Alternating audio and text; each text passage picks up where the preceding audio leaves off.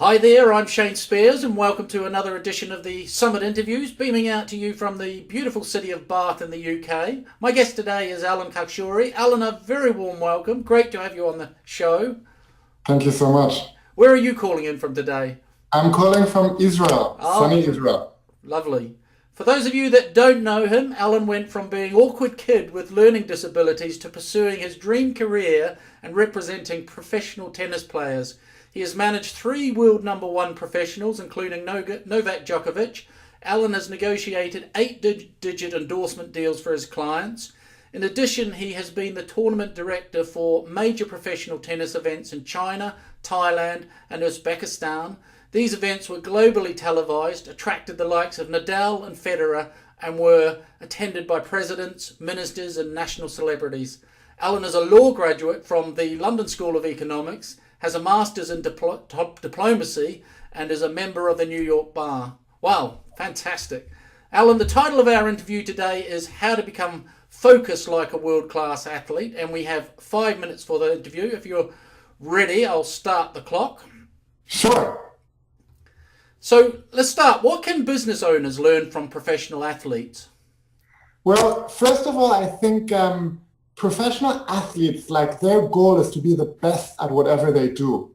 And I think what we're seeing in business as well is that the better you are, the more disproportionate the rewards are. In other words, the best are going to make more and more income and everyone else will struggle. And people are really looking for the kind of things that other people can't replicate. So they admire world-class athletes because they break world records. And they'll admire you and me if we add the kind of value that they can't get anywhere else. And what separates the very best performers from everyone else? Well, I think it is actually quite simple. It is little habits that have a compounding effect. And there is a beautiful example of the following. If I offered you $2 million now, or a penny that doubles itself every single day for 10 days, what would you pick? $2 million. Yes, because you would otherwise be left with $5. Yeah. After 20 days, what would you pick? I suppose the penny.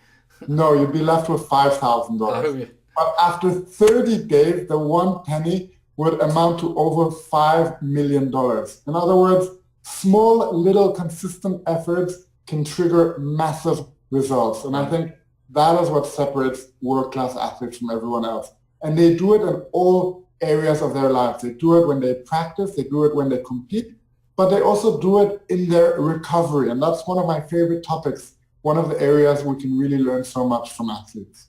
Wow.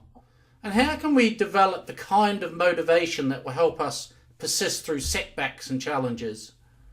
Well, first of all, we need to have meaningful goals that we are really connected to. And when we talk about motivation, we have extrinsic motivation, which we need, like making money to survive, to live a comfortable life.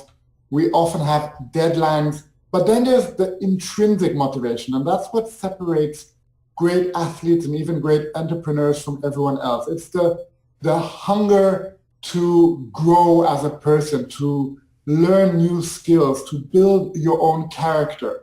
And it is this kind of motivation that allows you to persist through setbacks, because suddenly you're not only result-oriented, you're learning-oriented. You see the journey as a process. So when you have a setback, it's an opportunity to learn. Ray Dalio, in his famous book, Principles, I think it's called, said that success equals pain plus reflection. Wow. So when you have a moment of pain and suffering, Yeah.